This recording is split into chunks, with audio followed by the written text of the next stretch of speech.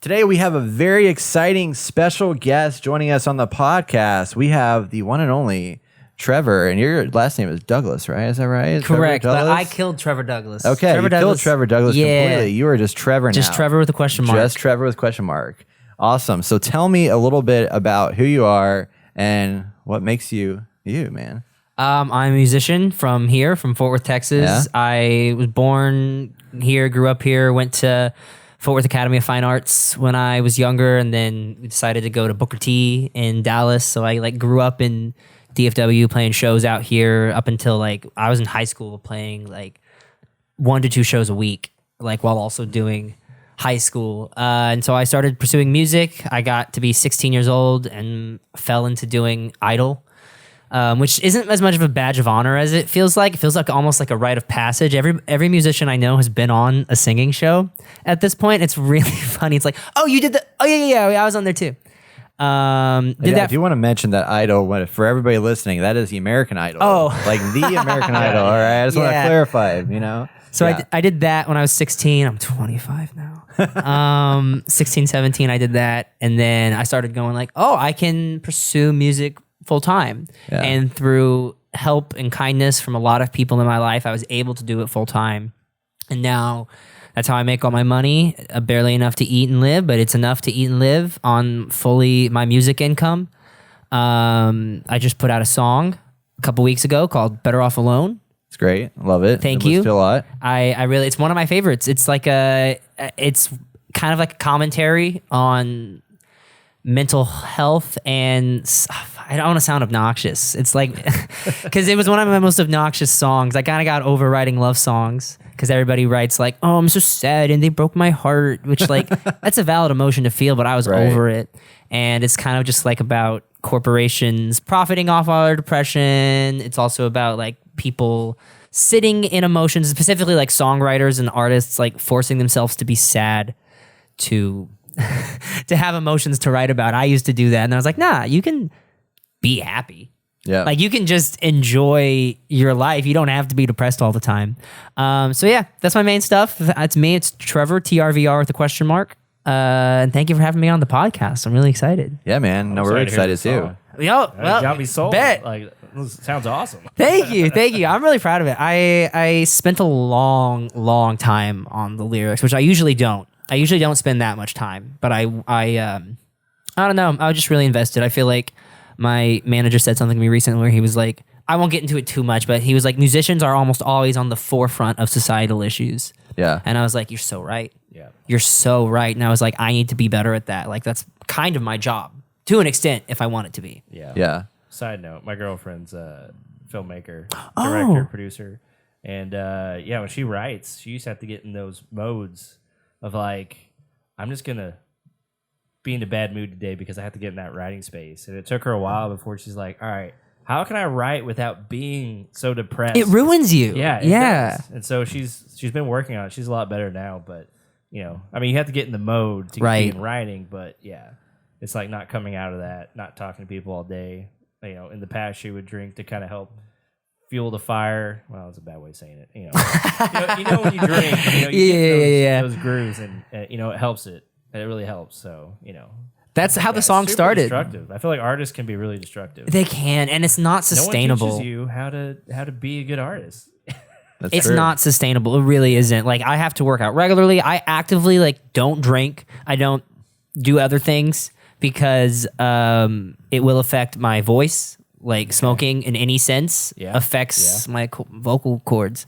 And one of my biggest sources of anxiety is my voice doing bad. So if I'm having...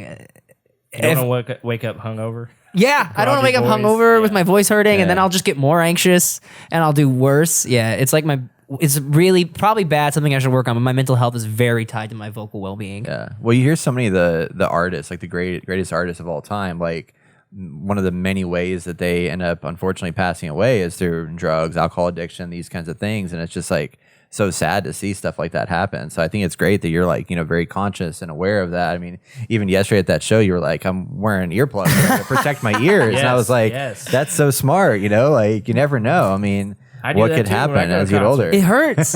Dude, you play enough big shows. So I played this doesn't sound obnoxious. I'm bringing it up again. One of my biggest shows. I haven't done anything this cool since. I don't know when I'll do anything this cool. The coolest thing I've ever done. I opened up for Jason Derulo in Georgia, and it was I didn't think the Venn diagram of Jason Derulo and Trevor fans would be.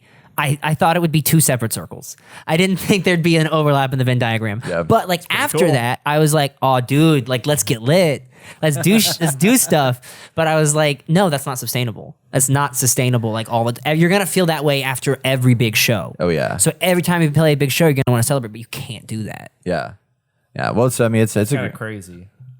Like thinking about the 80s and stuff. And oh my God, yeah. Yeah. People they go to hotel rooms, trash it, drink, drugs, wake up next morning or not even sleep, and they're just like, it's just a nonstop party for some. I can't. I'm so weak. Yeah. Well, I mean, you look at them now, and those people look like they're freaking 150 years old, and they're still doing it. I'm like, y'all are crazy. Miley Cyrus said she stopped drinking. Yeah, I heard about that. Yeah, I respect that. Her. A lot of people are now like stopping drinking, and I'm like, I'm glad that's not becoming taboo anymore. Yeah, that's really good. Well, I mean, it's a great song. I really like it. I appreciate it. It's interesting how like it is like so deep and stuff like that. But like we were talking about yesterday, I mean, it's such a great like summary kind of feels like a happy song, even though the lyrics, all my like, songs are upbeat and stuff. Yeah, yeah, no matter how sad. Upbeat sound to it. I was also listening to one of your other songs yesterday, "Skeletons in the Closet." I love that song. So good. That song is my only song about nothing. Really? Yeah. It's about absolutely nothing. I got an op to write for what's his name? He's awesome. Adam Sandler movie. Oh, nice. Have you guys heard of Hubie Halloween? Yes. Yeah. I think it's a great movie. I had an op to put a song in it, and that's the song I wrote, and it didn't get selected. Interesting. But I put it out anyway, and I just was like, all right, I'll write something spooky. Every other song has deep meaning. That song is nothing. Yeah, it's fun though. Nothing. It's got a good beat to it. It's got a good vibe and everything. I think the vibe is more important than most things. I think vibe almost supersedes lyrics. I agree with that. Yeah, there's definitely. I mean, there's a band I listen to, Explosion in the Sky. Have you heard of them? Yeah, they're based out of Austin, and no lyrics. They have a big band, 6 or 7 people, but it's just I've seen them play hour-and-a-half long shows, like at House of Blues or Southside or whatever, and it's just like it's all a vibe the entire time. And it's such a cool, and like nowadays, like lo-fi beats, it's like the big rage for people chilling and stuff. Yeah. Everything. And it's like funny. It's like got these vibes going on. Movies have lo-fi really? Beats. Yes. I see the Star Wars ones. I can't do it though. I don't know why. I think I look for more meaning in my. Not that I don't want to trash their stuff, but I look for a lot more like meaning into my songs. But like if you want to talk about like emotions, like in music, like video games, they don't have lyrics usually. Yeah. It's all ambience and like how it makes you feel. And that's like one reason I started thinking like, what's more important, the vibe or the lyrics? Yeah. And I'm leaning towards vibe. Is more important Were you trained in how did you get into music? So I started taking fiddle lessons, not violin. Cool. At Valerie's Music Studio. I think it was in Burleson, I believe. When I was younger, I don't know where it's at now. I hope they're all doing well. I started taking fiddle lessons at like 2 to 3. Cannot play the violin to save my life anymore. And then my brother and sister did music growing up. They played music, sang, tried to do bands.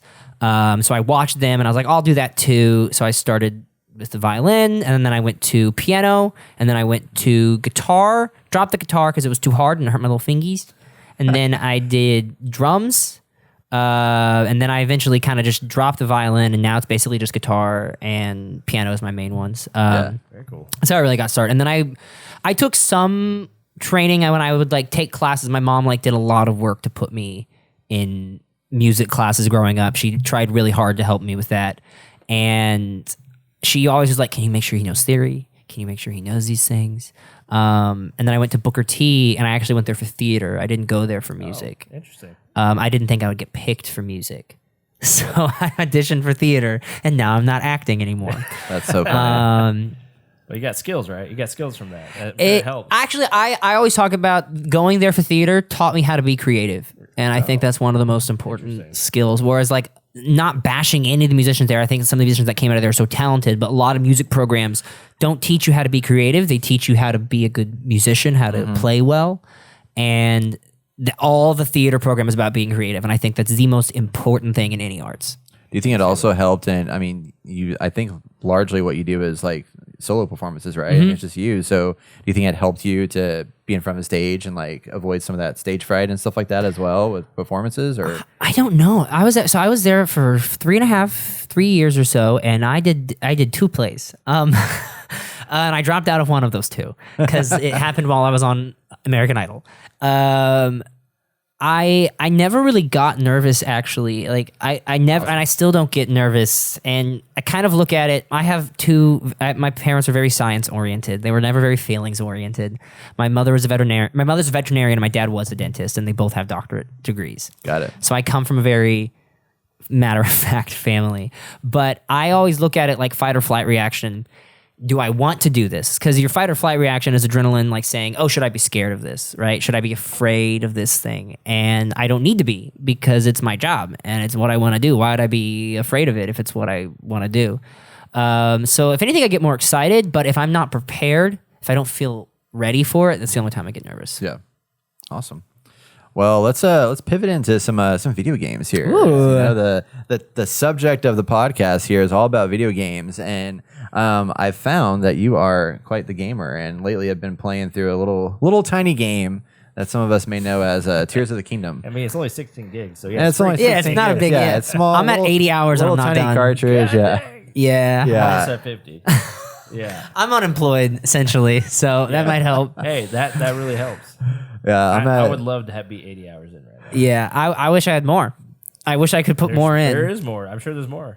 I'm But about you're not 6 done, right now. I'm doing really well, right? You got to catch up. Oh yeah, Catch I up. gotta get moving. You stopped playing the game, got on Hogwarts Legacy. I was like, "What are you doing, Brett? Yeah, Come on, I'm just Tears of the finishing it so I Kingdom." can focus, and now I'm going to focus on this. But anyway, I do want to talk about a little bit as you being an artist yourself, you know, doing music and stuff like that. I want to look at, you know, obviously through the lens of Tears of the Kingdom being such a new awesome game that we've been talking a lot about, really excited about, looking at this game and just games generally, and how from like your perspective, video games are essentially art, you know, and I know we were talking a little bit beforehand about how this is kind of like an escape for you in a way of just like, you know, you need to take a day off and just like shut your brain off and focus on something. You do that through video games. So talk to me a little bit about that. And then especially with Tears of the Kingdom, how that's been helpful for you just, you know, with the last couple of weeks since the game's been out and you've been playing through it and stuff.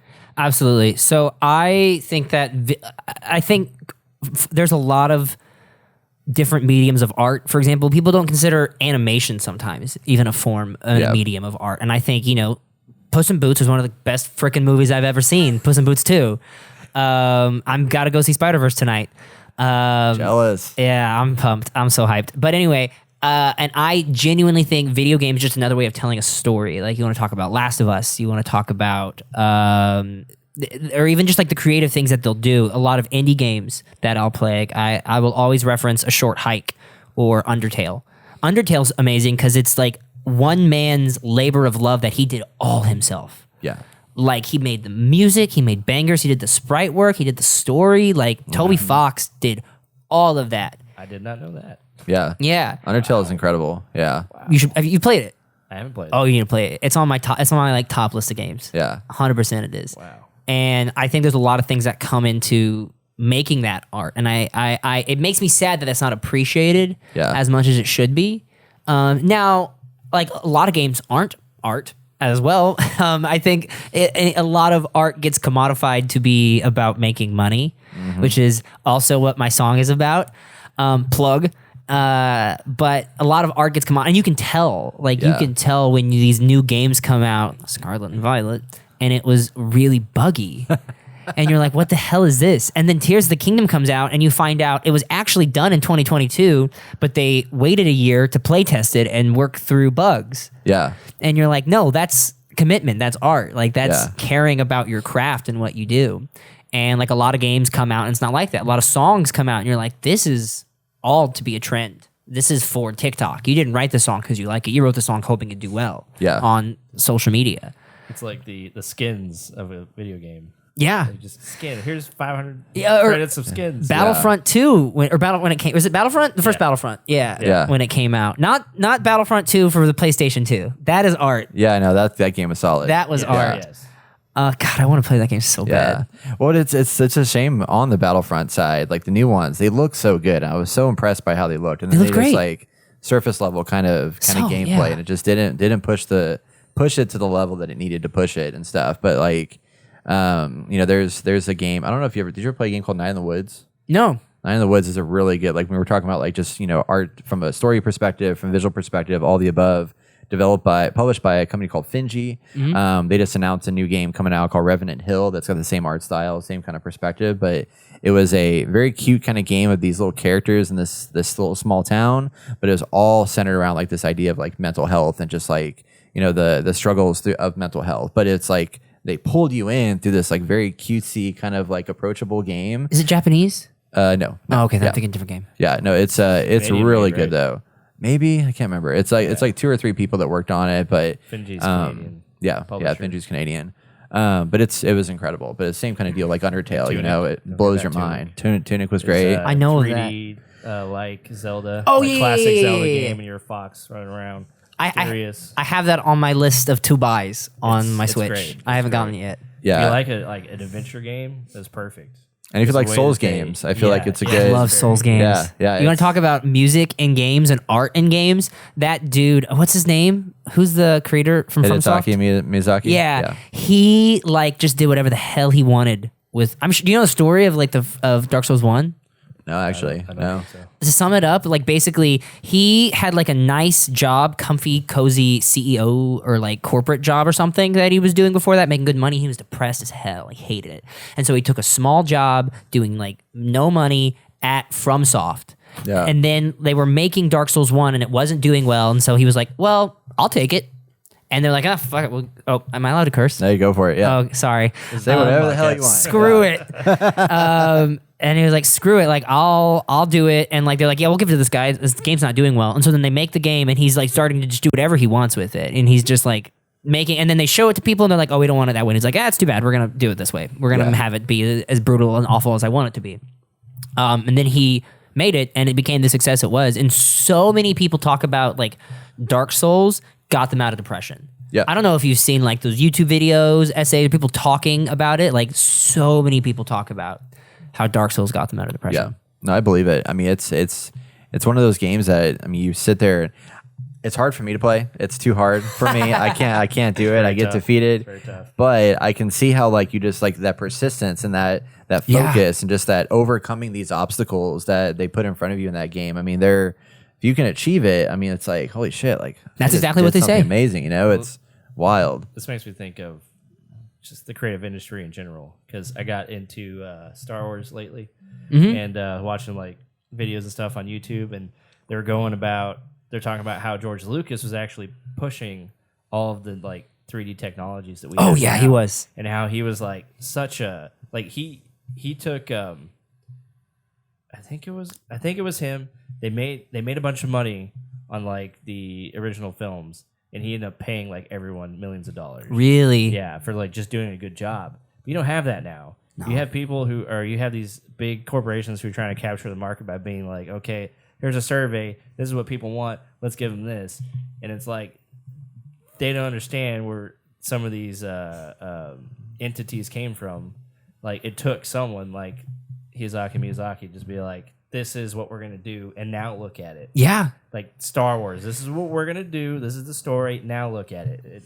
And then people just try to make money off of it. Like now, like Battlefront 2. That's why It was sucks so sad. much. It was so sad. Oh, a lot of like CEOs' jobs is they don't want something new. They want something that worked before. Yeah, Exactly. And that's why I look towards like more indie developers and also Nintendo, because like Nintendo never does the same thing twice. Yeah. Like it's so funny to me to see, not to bash on them, to see Microsoft go, we have the best graphics, and then Sony go, actually, we have the best graphics, and Nintendo's like, hey, we have a Gen 1 iPad and you can play our games on it, and they're really good games. yeah. And it might get Game of the Year. Yeah, and I relate to that as like an artist because like I'm not the best musician. Like I have to tell myself, I know I'm not gonna be the best singer. I'm not gonna be the best songwriter. I'm not gonna be like you're never gonna be the best. Like sorry, there's almost always gonna be somebody better than you, but you can be different. Yeah.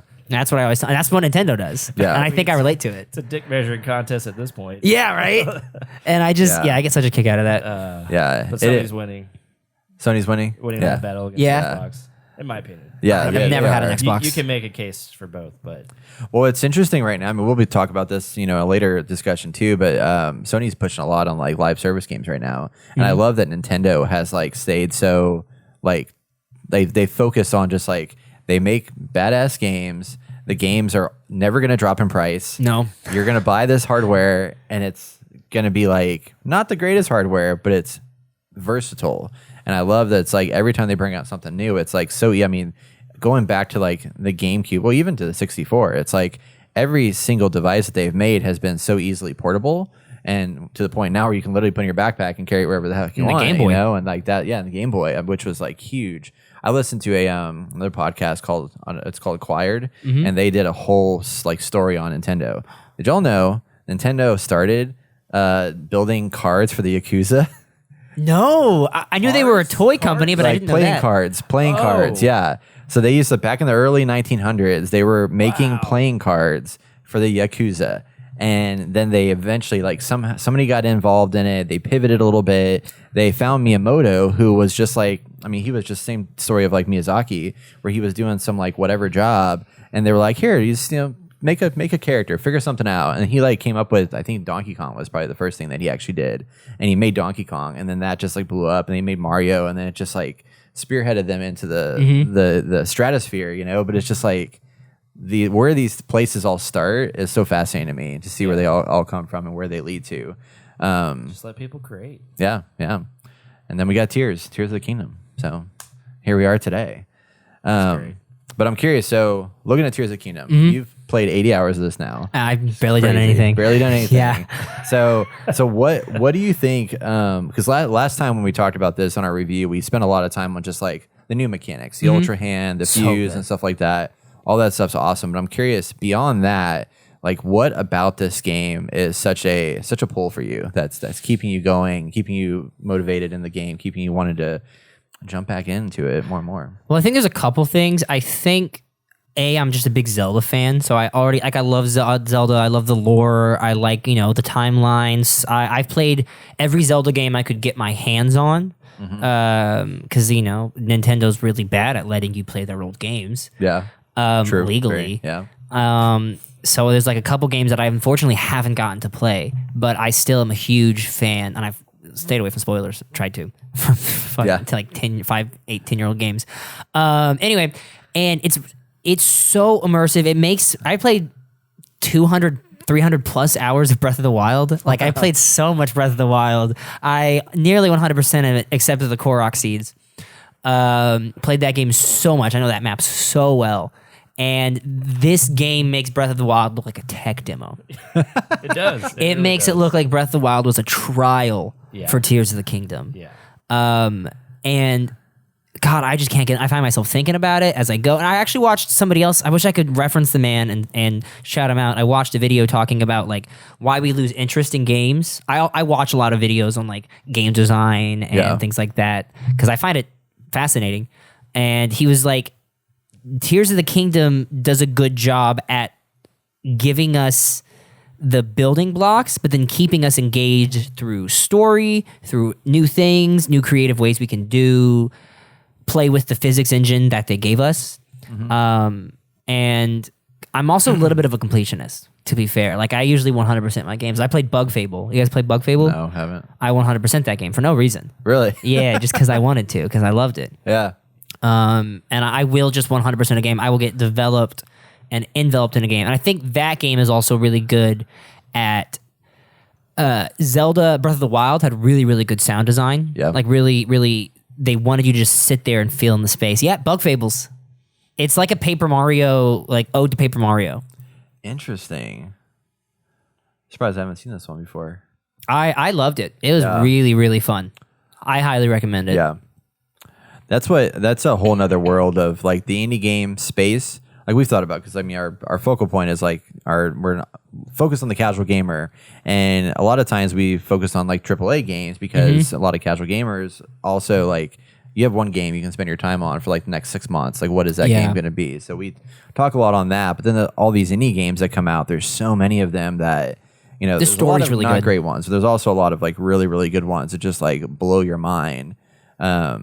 And and Steam obviously makes a huge opportunity or opens that up quite a bit. Same with the Switch. You know, it's been a great device for finding awesome indie games and stuff.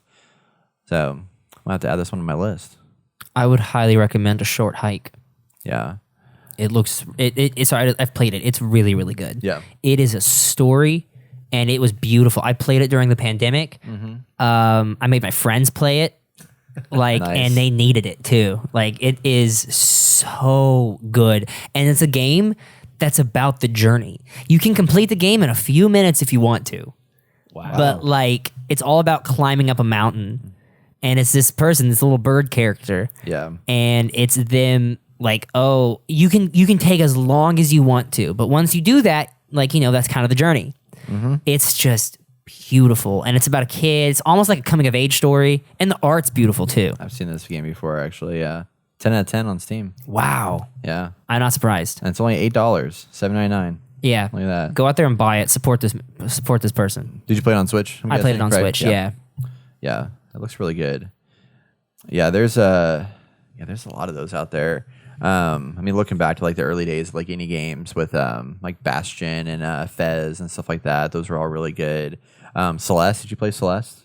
I started that. I don't know why I couldn't finish it. It was beautiful. Yeah, the sound design was great, but I couldn't finish it. Yeah, it was hard. It's a hard game for sure. Like that was one that it just kept me going, which is the challenge of it. And then the story was really intriguing too. Like it was another one of those like deep stories, but this one looks cool. I'll have to check out Short Hike, see what it's all about.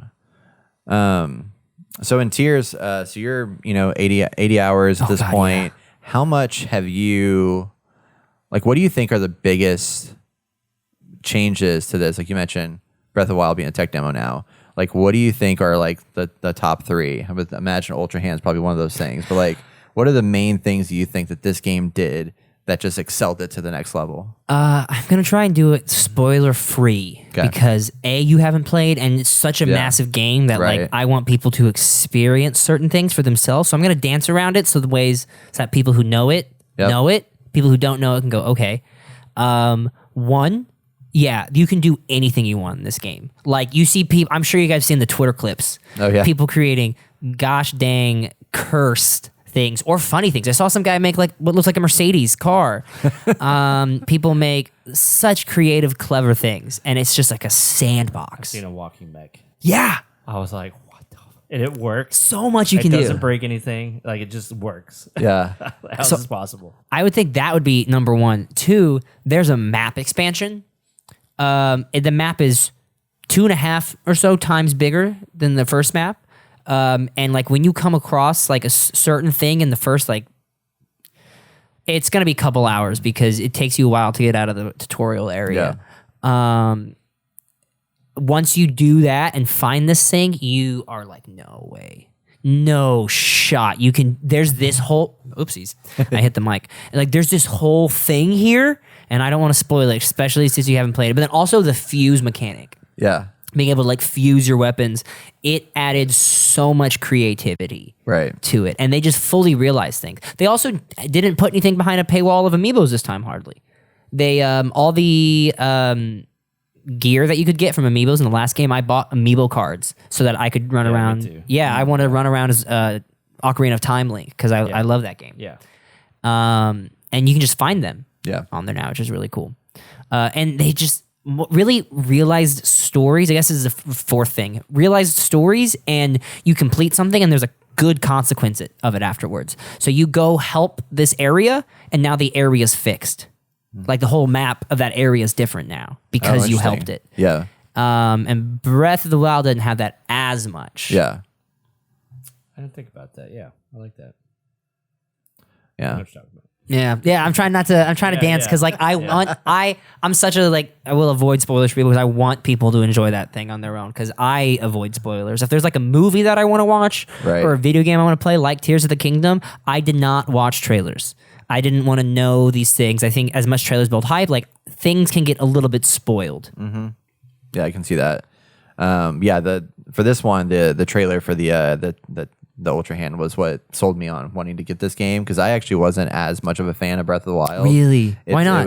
I think there was honestly, there was too much choice, too much openness. that was kind of hard for me to like get through. In that I was just like overwhelmed with everything that I could do. Point. Yeah. Because I jumped back into it before this game came out, and I was like, yeah, you can go anywhere. Yeah. I actually didn't beat it until right before. I like, really? Well, Wow. I got every time I play it, and I'd get right up to beating Ganon, and I was like, I'll do that later, and then I just wouldn't do it because like then the game's over. The game's over after that. I totally feel you. So I never did it up until like right the day that Tears of the Kingdom came out. I beat that on stream, and then I went straight into Tears of the Kingdom. I have that problem with shows. The last episode? Yeah. Yeah. Like I get to the last season, I'll probably watch most of it. I might have like 2 or 3 left. I'm like, if I finish it, it's over, you know? That's it. I don't want to do it. So sad. Yeah. No, I get that for But sure. I think the one where you fly up through the wall. Oh, the yeah. ground, I think that's a good Ascend, one. yeah. Ascend. Yeah. So that one, Fuse, and then Ultra Hand. I Yeah. feel like those are the 3 things that just like The rewind time mechanic too. yeah. I don't know what they call it.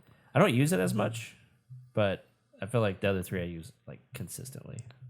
Yeah, the rewind time is interesting to me because I feel like you have to kind of like really think about it a little bit to figure out where the best time is to use. Like I'll pass by stuff and completely miss the fact that like, oh, I could have like rewound that and like took advantage of it or whatever. But it's interesting. Today I was playing a little bit and I ran into some big rock thing with people on top of it, and then they killed me twice, and I was like really upset. Oh, the Battle Talus? I think so. Yeah. You Like, can ascend very through early. them. You know that, right? No. You can ascend through the Taluses now. Really? Yeah. Oh shit. Okay. Because that was my least favorite part about fighting Taluses. Like, how the hell do I get up here? Yeah. That's what I was thinking I about. always So I wait was till it like, drops okay, let and me I, go like, try and climb run up over on real them. fast. But And yeah. It's still like a 50-50 chance it was going to work. I know. Yeah, this Then is it like gets easy. up and you have like only a few seconds to hit it. Interesting. Okay. I'm gonna do that. Yeah, because I had like one of those firebomb things or whatever that I threw out, and I was like, okay, I took out like a quarter of his health, but then he came and killed me, so I only got three hearts right now. I'm still This game's very young. brutal, actually. It's a is. lot more brutal Yeah. than the other one, in my opinion. But I love that. Yeah. I play Souls games. Yeah. So I like that it's challenging, but then talking about the fuse and all that, it just gives us a lot more opportunity to figure out ways to like get stronger and do cooler things, and not just have to like, oh, my sword died, so I need to find something that's like 2 points higher than the other one. You know, now it's like, oh, I can take this sword and I can take this like fire thing and attach them, and then I have a badass sword that I can use. there's to more take enemies people now, down. too. Yeah. Like more like different types of enemies. So I think that's the other thing that was like the biggest complaint for the last game was, oh, it didn't feel like there was actual dungeons, which they fixed in this game. And then people were like, oh, I don't feel like there's really enough enemy variety. And now they've added like 2 or 3 extra different types of enemies that'll just show up around, and it makes it feel more complete. And dude, also the NPCs in this game, like in the towns, they have schedules, and they'll have different. I didn't know that. Yeah, they have different. What's the word? Text that they'll say based on the time that you talk to them. That's funny. So if it's raining and they're like, oh, do you? They have a quest for you by a tree. It'll literally be like, oh, it might be hard to see right now because of the rain, but it's up there by that Yeah. tree. Or if it's not raining, they'll go, oh, it's a good day. Look up at the tree. That's clever. Yeah, it's nice. It just adds a little bit of immersion, I guess, into the world, which is nice. I can. Oh, sorry. What'd you think about the stables now? What about them? Like before, I felt like you just go there, like, oh, here's my horse. Oh, there's so I much to grab do some now. Stuff, and now you go there, and they're like, oh, I get reward points for talking to you. Get my horse out. You can customize your horse in different ways now. I really love to, it. like carry stuff, and then there's all the quests and things, and they all have wells that you can go into, and I'm just like, I just want to be here for hours now. That's why I'm 80 hours in. Yeah. that's why I've sucked away all my life. My friends and family are like, hey, like, are we gonna do something? And I'm like, I got Tears of the Kingdom time right now. I really can't. I'll be in bed playing. Like, I go to bed at like 4 a.m. some nights because I'm just like literally in bed playing Tears. I fall asleep and I'm like, oh, sorry, I was playing Tears of the Kingdom. I'll wake back up and keep playing it. That's so funny. It's a good game. Yeah. I didn't think it was going to get Game of the Year, but I think it's going to get Game of the Year. Oh yeah. And it might be a 10 out of 10 because originally we talked about it. I felt like the story. I mean, Zelda's this last game, Breath of the Wild, and this game, I felt like the story wasn't like super in your face the way I like it. Like God of War, I like God of War a lot, and I felt like that might have been holding it back because Game Informer, right, gave it a 9.75 or something. On this game? Yeah. Yeah, on this game, so it wasn't 10 out of 10. But a lot of people gave Breath of the Wild 10 out of 10. I saw him. And so I was like, well, where do I actually stand? I haven't beat it yet, so it might change. Yeah. Right? But I'm thinking, dang, it's not broken, which is the biggest thing. Like, there was no day one patch, or maybe there was, but I'm sure it wasn't anything. It was crazy. only to fix glitches that people dupe glitches that people Yeah. found, Yeah. which I think that's valid in my opinion. Totally. Like 100%, yeah. But that's like, at least it wasn't like, well, it was game breaking in the sense that it like gave you buffs and stuff like that, but it wasn't, like you couldn't progress a thing or whatever, to, the game wasn't crashing on you where you lost progress or something like that, which is nice. do you guys watch speedruns? Not really. Yeah, it gives me anxiety. I always found the Breath of the Wild speedruns interesting because everybody tried for years and years and years and never figured it out. It's impossible to escape the Great Plateau early. You have to complete all 4 shrines. Yeah. You cannot bug, glitch your way. They put multiple checks. You can't do anything to get out of. You have to complete the Great Plateau, which also, by the way, one of the greatest tutorials of all time. The Great Plateau, right up there with level 1-1 of Mario. Yeah. But you have to do that before you can go defeat Ganon. Then you can go straight up to defeat Ganon. And I find that so interesting that they were able to put that in there. Yeah, no, I agree. I did not know that. I wonder just if know people can just go straight to Ganon. I was like, After you beat the 4 shrines. That's crazy. Yeah. so. In this game, though, have you watched speedruns on this one? I haven't beat it yet, so no. Okay. Oh, that's fair.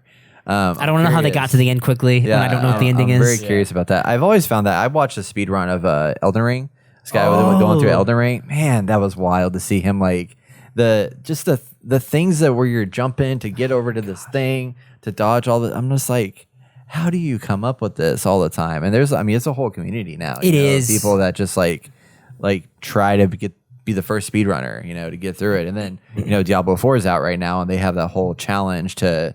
The first 1,000 people to get to level 100 on hardcore mode will be added to like some tree shrine inside the game, and so everybody's racing to get there. But they're having issues because the game on hardcore, if it does glitch out on you or whatever, your character might die and you lose that progress. So somebody lost 18 hours of progress on the game just quit with that. Yeah, me too. Race to hardcore because of a little glitch or whatever. And that's it's crazy. Not good, but.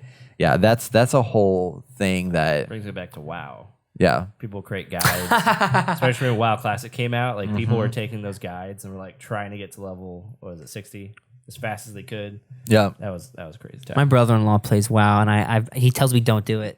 He says don't do it, man. It'll suck away your life. Don't play WoW. I've seen them when growing up. Him and our friend. In my life, I never bought it because I told myself I had this rule. I was never going to pay monthly for a game. I just wasn't going to do that. And then here I am nowadays. I Fortnite. have a bunch of games. Let's not talk about Fortnite, okay? Let's not talk about that. Pass. Yeah, I say I don't want to waste my time having put 1,400 hours in Smash on my Switch if I open it up. Smash is something else. Yeah, we were talking about that yesterday. What was your main that you played? Byleth. Byleth? Yeah. I'm so sad you guys aren't doing any Smash events this month. I want to go and sweat with my controller, with a bunch of other sweaty gamers so bad.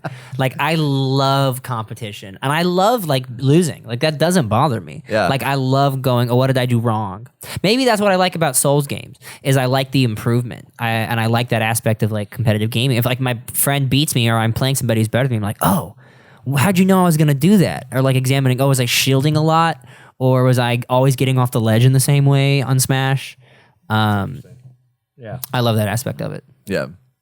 There's definitely a lot of nuance that you can identify and kind of change and adjust to just get stronger and better. We used to do tournaments and stuff for Smash, and I would sit there and watch these people play, and obviously they had their fancy move sets that they would set up in the controller, and they'd obviously have their own controller, and then sitting there watching them as their different tactics that they had in play was just so interesting to see how they maneuvered around, literally flying off the map and just kind of floating over there. And I don't know how they were somehow keeping themselves from not being, they would just go out there, throw somebody back out and knock them out, and then still make their way back to the main area while they're just floating out. No, the people I think Smash is an edge guarding game more than it is anything else. And that's why I like Byleth.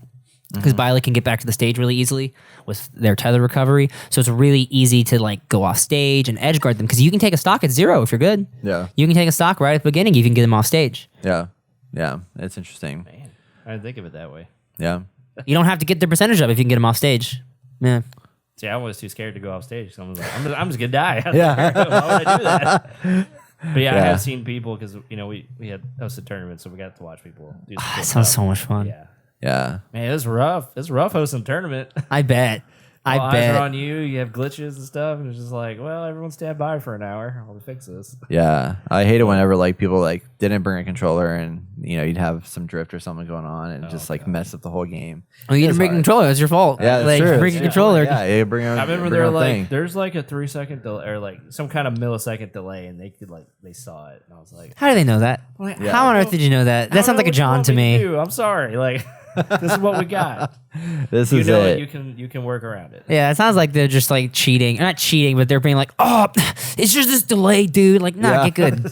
Like, be better. It was not the delay. Yeah. That's so funny. Yeah. So what are some of your favorite games that you played? Like, just looking back, history. I mean, what are some of your highlights? Top 3, top 5. Yeah. I haven't replayed it, and I've really been wanting to, but Ocarina of Time and Majora's Mask. Yeah. Definitely. We need a remake of. I Not know. a remake, remaster. They have it on 3DS was the last one. But just Majora's Mask, right? No, both of them. That's really? how I originally Oh, okay. played them. Yeah, and I tried to play it on the Switch with like the N64, but I couldn't. I don't I know. tried to. It was hard. It was a challenge. Yeah. I'm tempted. They need to fix some of those controls. I'm tempted to bust out my 3DS still to do that and play that game again. So I would say definitely those.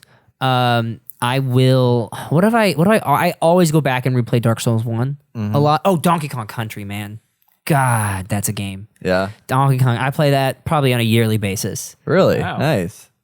It's one of the best soundtracks of all time. Yeah. One of the best video game soundtracks of all time. Yeah. So what do you think of what is about the soundtrack that you got so excited about? It's just, it's just bop after bop. Yeah. It's like I watched a video essay on YouTube about like the creation of it, and it's very impressive because older consoles like that didn't have a lot of space to put audio files on. It's not now where they can upload a WAV file or an MP3 onto their 300 gigabyte game if they want to. Yeah.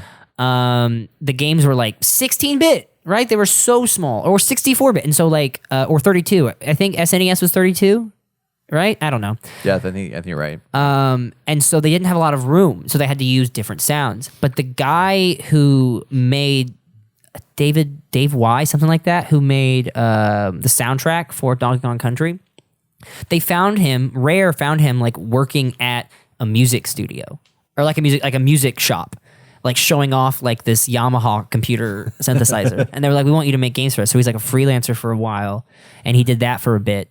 And then they finally took him on full time when he made, I think, the first song for Donkey Kong Country, the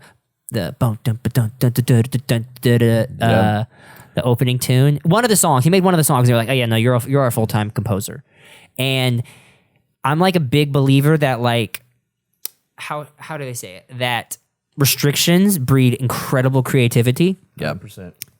Like my first EP that I put out, for example, like I did it all on base Logic, no extra sounds, plugins, anything. Yeah. Fully just getting the sounds I wanted to that way. And everybody always comes to me like, oh, dude, this like album EP's like, this is so coherent. And I'm like, thanks. I made it like crap in my closet with like my very limited skills. And with that one, he had like no space to put big sounds on there. So we had to like literally, how do they explain it?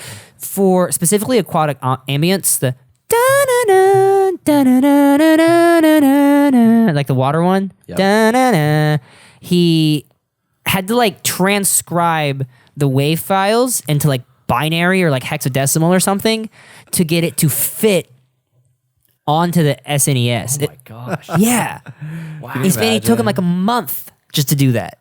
Wow. And it's such a great song. Everybody loves aquatic ambience. There's So- something to say about it. Like, what's your take on like those kind of beats having to be super simple, and then they get brought forward to like now, and What- then you hear orchestral like compositions of these beats that like were just freaking like a few little things, Yeah. and I'm just like, how? I mean, that's genius, right? Or is that just like consequential? Like that's just how it happens.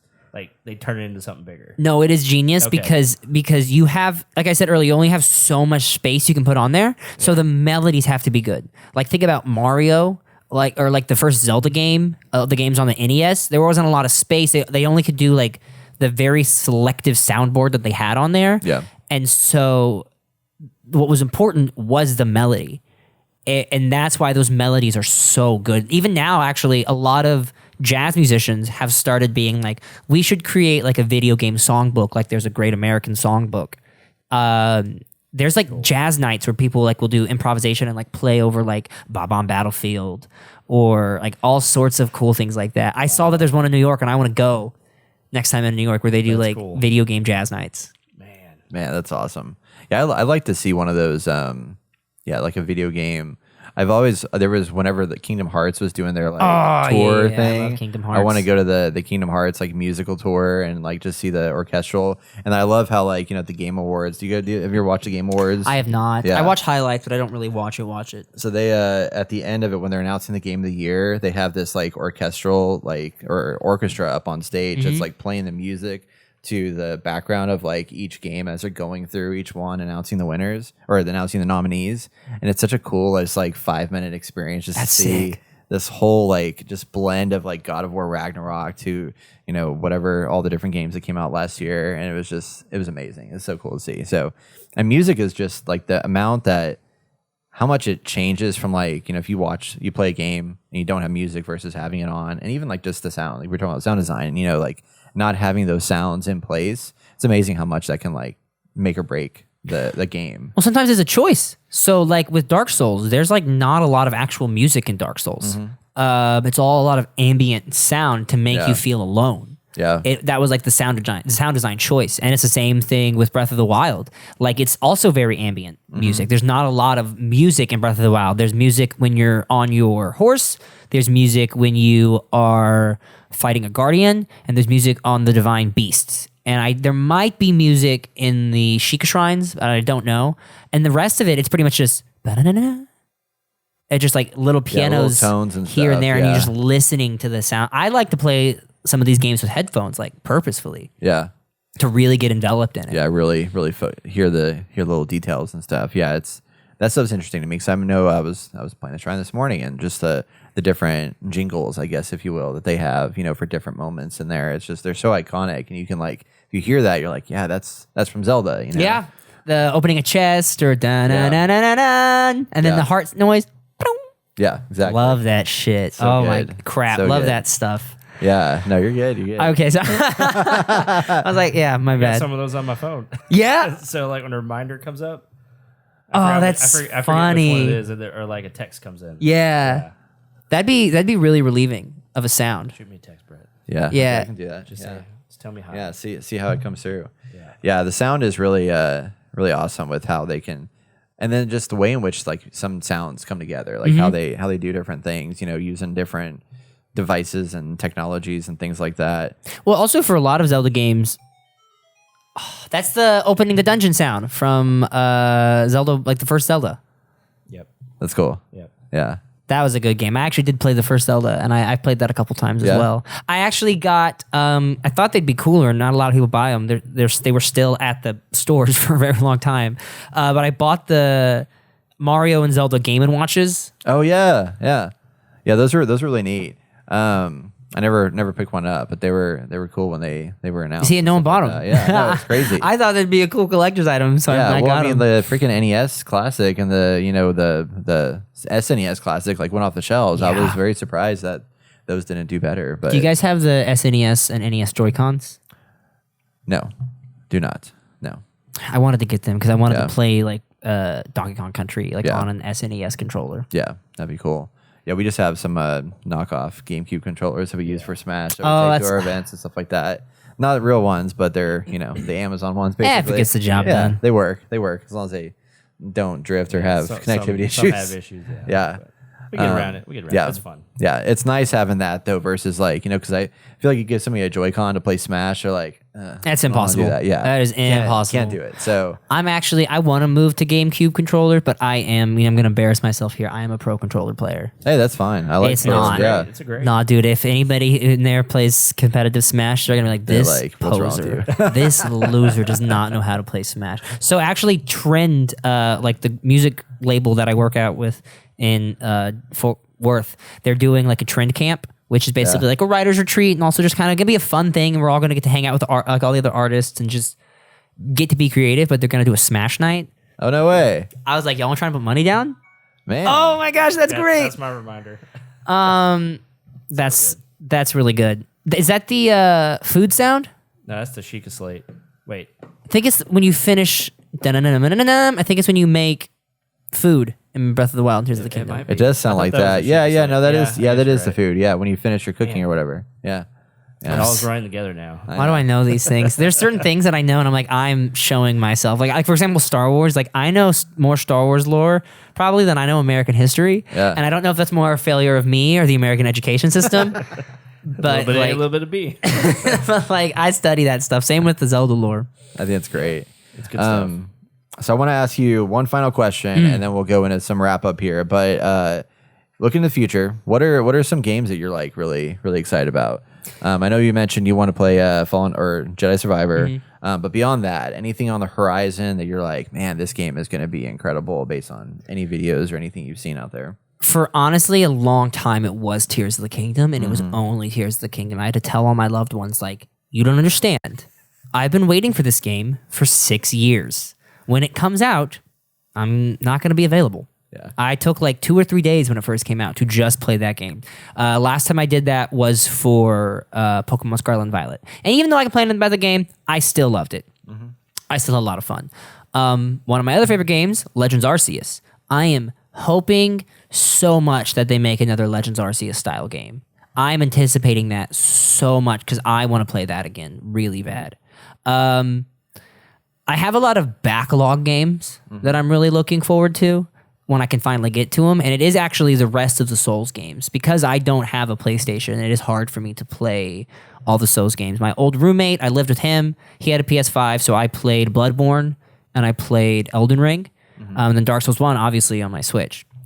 So I really want to complete that. Oh gosh, what is it? There's a game that I am looking forward to where you play as a gecko.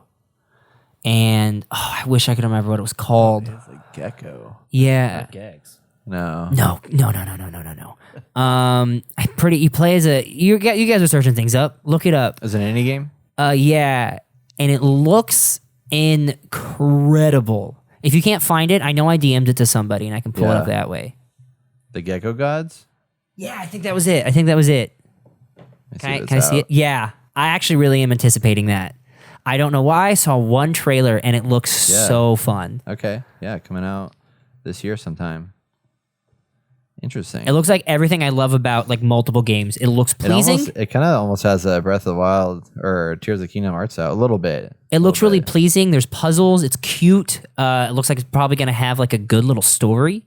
And look at that art style. It's gorgeous. I like it. Actually, it's actually not Tears. It's more like there was a Yeah, I know another what you're game. It's talking I don't remember the name of the art style, but I've seen this. Cell shading? Yeah, that's I think very that's what it is. cel-shaded. Yeah, that's cool.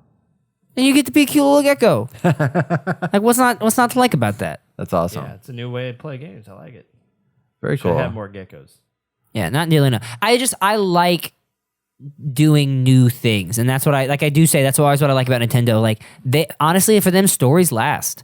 It's like, how do we make a good game? And say what you will about the business side of Nintendo, but the video game aspect of them is just unparalleled for me. This isn't a Nintendo game, but it's somebody doing something weird and different. Yeah, I hope it's good. I have no idea if this game will be good, but it looks fun. yeah. No, it looks great. Also looking forward to Scarlet and Violet DLC. Yeah, yeah, for sure. I'm gonna have to. I want to pick that up now that I'm hoping that maybe they've done enough to it to where it plays better than A little it bit. did I at don't know. I launch, haven't busted hopefully. it out in a bit. So that was my just biggest concern. Is I hate it when it's just choppy games that are People just saying low that about frame rate Survivor. and stuff. Yeah. Fortunately, Survivor was ended up working pretty well for me. I just had like game crashes and stuff like that. But there was a lot of glitches or a lot of frame rate dips at the beginning of the game. My buddy got soft locked. He might be an idiot, but he said he got soft locked. Yeah. I've heard. I mean, I had. What is soft locked? It's when something happens in the game where you can't progress and you have to like refresh or go back or start over in order to get. Did I explain that well? Yeah. No, that's right. Yeah. Wow. Holy That sucks. I had a point where I thought that almost happened to me because I died and then I died and the game crashed. And then I went back in there. I was like, "Oh shit! What if I just like literally like lost my entire progress?" Unfortunately, it just put me back to like the previous save point spot or whatever the meditation spot. But it was definitely a fear that I had. But I had heard about people like getting like super far into it, hit a certain point or killed the boss or whatever, and it just like locked them in that position. Does Survivor have anything if you have a save file from Fallen Order? Does it have anything special? No, I thought yeah. They have that a little bit for Tears of the Kingdom, but I thought it'd be more. But it's only you get to keep your horses from the first save file. I used to love that with Mass Effect. Did you ever play Mass Effect? I did not. Yeah, Mass Effect was great for that. I mean, like literally your story, your decisions carried over from game to game. Really, So that's epic. certain things you did with Mass Effect 1 would carry to 2 and then eventually carry to 3 and like it would as long as you kept your save file. But that was also a weird time because it was before we had like all the benefits of cloud saves now. Like it was kind of hit and miss if you get cloud saves or not. So like on PC, I had to make sure I like kept that file in place. That's really sick. But it was so cool, and it kept your your loadout of how your character was developed too. So it was awesome. Good times, but awesome. Well, let's close things out, and I want to just let people know where they can find you and everything. So give us all the social plugs. Where can people find you online? So TRVR ? Do not forget the question mark. Do not search for Trevor Douglas because he is dead and I killed him. If you search up Trevor Douglas, he will not come up. That man is. I should have. There might be an obituary out there for him. So all my social media is just Trevor D Music. TRVR ? Just look that up and I'll pop up. Unfortunately, actually, my Instagram is really bugged and I can't change that one. Oh, really? To TRVRD Music. It really upsets me. So if anybody has an Instagram, it has a Meta contact. Meta. If anybody knows Mr. Zucks. So that's all my social media. All my music is under TRVR ? If anybody in the Dallas-Fort Worth area is here in June 17th, I'll be playing at the Cicada Bar in Fort Worth. I'm really, really excited. I love getting the chance to come back and play a show in my hometown. I'm playing with another really good band called the Plum Boys. Nice. It'll be a really fun time. It'll be like a full band show. So I'll have myself, my drummer. I get to run around. I get to put all this like working out and not drinking that I do to use. I like it. Yeah, so I'm really excited. That's pretty much all my stuff. You just look it up. It's all there. It's all on Spotify, Better Off Alone, everywhere you want to find it. Great. Love to hear it. And then for those that are listening, make sure if you're listening to the podcast version, stay tuned to the very end where you'll hear the actual track playing through as we close things out. So, Trevor, it's been awesome having you on the podcast. Thank you guys so much for coming out. Really appreciate it. Like I said, love your music. I think you're a great guy. You got great attitude and everything, which is awesome. And very knowledgeable on video games, which is great too. So I know too much about too many things. I don't know why. I don't know if it has to do with like my family being like I'm such a logic brained, but like I just hold on to facts, man. They just like stick up here. They don't go. I love it. Yeah, we may have to have you back on another time in the future for like a deep dive into Zelda or something like that because I know spoiler cast. Awesome. Yeah, now that we can talk about it, I can talk about Donkey Kong Country ad nauseum too. True. If you're trying to do like a backtrack one, dude, that soundtrack is so good. Yeah, I love it. Well, hey, thanks a lot for coming on. Make sure everybody check out the new single that's out now, and you'll hear it at the end of the podcast.